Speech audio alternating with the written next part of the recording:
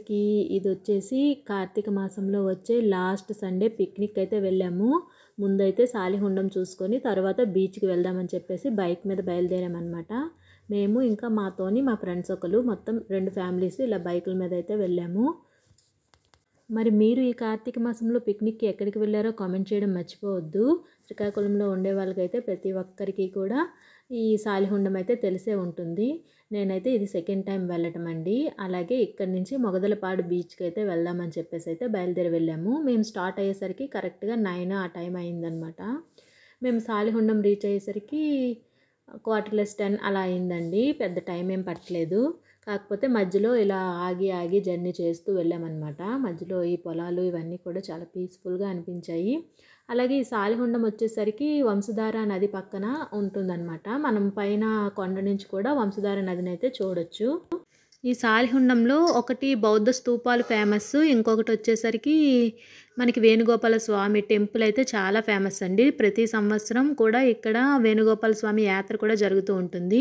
ఇంక ఇప్పుడు మీరు వీడియోలో చూస్తుంది అయితే వంశధార నది అనమాట. చాలా పీస్ఫుల్గా అనిపించింది. ఇంకా మేమైతే సాలిహుండం లోపలికి అయితే ఎంటర్ అయిపోయాము. ఎంట్రన్స్లో ఇలా ఒక బోర్డు అయితే ఉంటుందన్నమాట. అలాగే అక్కడ మనకి టికెట్ కూడా తీసుకుంటారు లోపలికి వెళ్ళటానికి. ఫస్ట్ స్టార్టింగ్లో అయితే ఇదంతా కూడా చెట్లు ఇలాగే ఉంటుందన్నమాట. ఏమీ కనిపించదు. మనం బైక్ పార్క్ చేసిన తర్వాత నడుచుకుంటూ వెళ్తే అప్పుడు మనకి కొండలు అవన్నీ కనిపిస్తాయి అన్నమాట. మేము ఈ చెట్లు ఇవన్నీ ఉన్నదంతా కూడా బైక్ మీద వెళ్ళిపోయాము. ఇంకా మేము లోపలికి వెళ్ళేసరికి చాలా మేము వెళ్ళేసరికి పెద్దగా ఏం జనం లేరు, కానీ మేము వెళ్ళిన ఒక 15 మినిట్స్కి అలా అనమాట 2 స్కూల్ బస్సులు అయితే వచ్చాయి. స్కూల్ పిల్లలు అలాగే ఇంకా కాలేజ్ నుంచి పిల్లలు చాలామంది వచ్చారండి. చాలా రష్గా అయితే ఉంది. ఇంకా పిక్నిక్ వెళ్ళేటప్పుడు అలా ఉంటేనే కదా బాగుంటుంది. ఇగోండి ఇది వచ్చేసి కాలేజ్ వాళ్ళందరూ కూడా ఒక బ్యాచ్, అలాగే స్కూల్ పిల్లలు కూడా వాళ్ళ టీచర్స్తో కలిసి వచ్చారనమాట. చాలా ఎక్కువ మంది వచ్చారు నిన్న. ఇంకా మేమైతే నడవటం స్టార్ట్ చేసేసాము. మా పిల్లలు ఇద్దరు కూడా ముందు వెళ్ళిపోతున్నారు అనమాట. ఏదో పెద్ద తెలిసిన వాళ్ళలాగా వెళ్ళిపోతున్నారు. మొత్తము కూడా కొండ అలాగే బౌద్ధ స్తూపాలే ఇక్కడ ఉంటాయండి. ఈ పక్కన ఇటుపక్క అటుపక్క మొత్తం చెట్లే అనమాట. కొంచెం ముందుకు వెళ్ళిన తర్వాత మనకి బౌద్ధ స్తూపాలు అయితే కనిపిస్తాయి. మేము ఇంకా మా ఫ్రెండ్స్ వాళ్ళ ఫ్యామిలీ ఇద్దరం కలిసి అయితే వచ్చామన్నమాట. వాళ్ళకి 2 పిల్లలు మా పిల్లలు ఇంకా సరదాగా గడిచిపోయింది సండే అయితే. చాలా బాగా ఎంజాయ్ చేసాము. ఎవ్రీ ఇయర్ కూడా కార్తీక మాసంలో ఎక్కడికో ఒక దగ్గరికి పిక్నిక్ అయితే వెళ్తూ ఉంటామన్నమాట. నేనైతే ఈ సాలిహుండం 2 టైమ్స్ వచ్చాను. లాస్ట్ ఇయర్ కూడా పిక్నిక్కి ఇక్కడికి ఇంకా కలిపట్నం బీచ్కి అయితే వెళ్ళామన్నమాట. ఈ సంవత్సరం మరి కళింగపట్నం వెళ్లకుండా మొగదలపాడు బీచ్కి అయితే వెళ్దాం అనుకుంటున్నాము. ఇగోండి ఇక్కడ నుంచి మనకి ఈ బౌద్ధ స్తూపాలు అయితే స్టార్ట్ అవుతాయి. చాలా బాగున్నాయండి. మొత్తము కూడా ఇలా ఇటుకలతో కట్టడమే అనమాట. అవే స్తూపాలు. అవన్నీ చూసుకొని పైకి కొండలా కనిపిస్తుంది, అక్కడికైతే వెళ్ళాలన్నమాట. అదంతా కూడా చూసుకొని కొన్ని ఫొటోస్ తీసుకొని ఇంకా మళ్ళీ మేము రిటర్న్ అయితే అయిపోయాము. పిల్లలతో కదా, పైన కొండెక్కేసరికి కొద్దిగా భయం అనిపించింది అనమాట. ఇంకా ఇదైతే స్టార్టింగ్ అనమాట, కొండ స్టార్టింగ్. ఇక్కడ ఏదో 3 ప్యానల్స్లా ఉన్నాయి. వీటి మీద కూడా ఏదో రాసి పెట్టారనమాట. ఇంకా మా పిల్లలు ఇద్దరు కూడా గబగబా ఎక్కిపోతున్నారు. ఇంకా ఎక్కేటప్పుడు బాగానే ఎక్కిపోయాం, కానీ అటు నుంచి దిగేటప్పుడు మాత్రం చాలా భయం వేసింది అనమాట. కాలు స్లిప్ అయిపోయి పడిపోతామేమో అన్నట్లు అనిపించింది. పిల్లల్ని పట్టుకొని దిగడం కదా, కొద్దిగా జాగ్రత్తగానే దిగాలన్నమాట. మొత్తము కూడా రాలే అనమాట, జారుతున్నాయి. బాగా జాగ్రత్తగా చూసుకొని వెళ్ళాలి. చిన్నపిల్లలతో ఉన్న వాళ్ళైతే మరి కొద్దిగా కేర్ఫుల్గా ఉండాలండి. ఎటువైపు కూడా మనకి పై కొండ కదా, ఎటువైపు నుంచి కూడా పిల్లల్ని ఒక్కరిని మాత్రం అసలు వదలకూడదు. పరిగెట్టడం గట్టా చేస్తే కొద్దిగా మనమే ఇబ్బంది పడాల్సి వస్తుంది. ఇంకా మేము కొండ అంతా చూసుకొని కిందకైతే మళ్ళీ వచ్చేసాము. ఈ కిందకు వచ్చిన తర్వాత మేము తెచ్చుకున్న స్నాక్స్ అన్నీ కూడా తినేసి ఇంకా మళ్ళీ ఇటువైపు కూడా చిన్న పార్క్లా, పార్క్ అని కాదు కానీ ఈ సాలిహుండంలోనే ఒకవైపు అయితే కొండ, ఇంకోవైపు అయితే ఇలా పీస్ఫుల్గా ఉందన్నమాట. ఎవరైనా మధ్యాహ్నం భోజనాలు అవి తెచ్చుకున్న వాళ్ళైతే ఇక్కడ ఈ చెట్ల కింద కూర్చొని తింటున్నారు. మేమైతే భోజనాలు అవి ఏం తెచ్చుకోలేదండి, బయట హోటల్లోనే తినేసాము. ఇంకా ఇదంతా కూడా మా పిల్లలు కాసేపు ఆడుకున్నారు. చాలా బాగా ఎంజాయ్ చేశారనమాట. ఇలా సాలిహుండం అంతా కూడా చూసిన తర్వాత ఇంకా నెక్స్ట్ అయితే బీచ్కి వెళ్దామని చెప్పేసి అయితే బయలుదేరుతున్నాము. ఇది అయిపోయింది. ఇంకా మొగదలపాడు బీచ్కే ఫిక్స్ అయిపోయి మధ్యాహ్నం లంచ్ కూడా హోటల్లో చేసేసి ఇంకా బీచ్కి అయితే బయలుదేరిపోయాము. మొగదలపాడు అనేసి దీనికి ఎందుకు పేరు వచ్చిందంటే ఈ దారి మొత్తము కూడా మొగలి రేకులేనండి. మొగలి రేకుల మొక్కలే ఉన్నాయన్నమాట. చాలా దూరం నుంచి కూడా మొగలి రేకులు అటువైపు ఇటువైపు కూడా ఉన్నాయి. నేను మొత్తము వీడియో తీయలేకపోయాను, కానీ మధ్య మధ్యలో తీసి పెట్టాను అనమాట.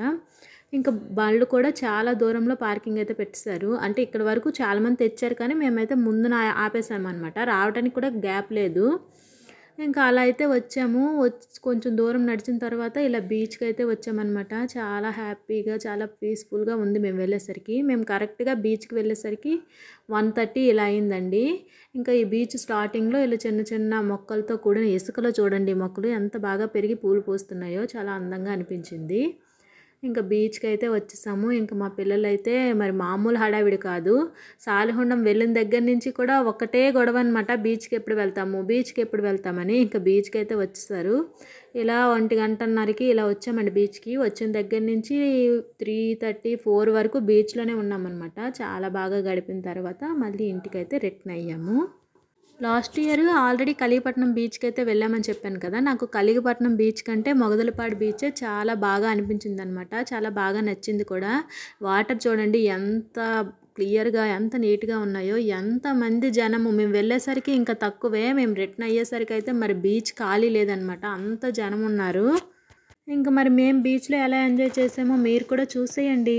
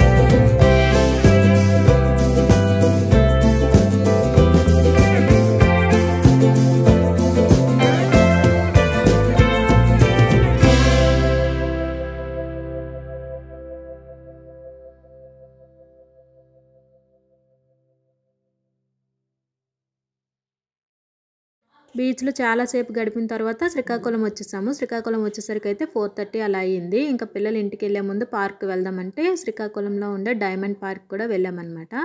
పిల్లలు కాసేపు ఆడుకున్న తర్వాత ఇంటికైతే వచ్చేసాం. మొత్తానికి ఉదయం 9 గంటలకు బయలుదేరినాము మేము. ఈవినింగ్ ఇంటికి వచ్చేసరికి 5:30 అయిందండి. ఇదనమాట ఈరోజు మా వ్లాగు. మొత్తానికైతే ఈ సంవత్సరం పిక్నిక్ ఇలా గడిచింది. వీడియో కనుక నచ్చితే ఒక లైక్ ఇచ్చి ఛానల్ని సబ్స్క్రైబ్ చేసుకోండి. ఇలాంటి మరిన్ని వీడియోస్ కోసం మన ఛానల్ని ఫాలో అవుతూ ఉండండి. ఇంకా మీరు ఈ సంవత్సరం ఏ పిక్నిక్ వెళ్ళారో కామెంట్ చేయండి.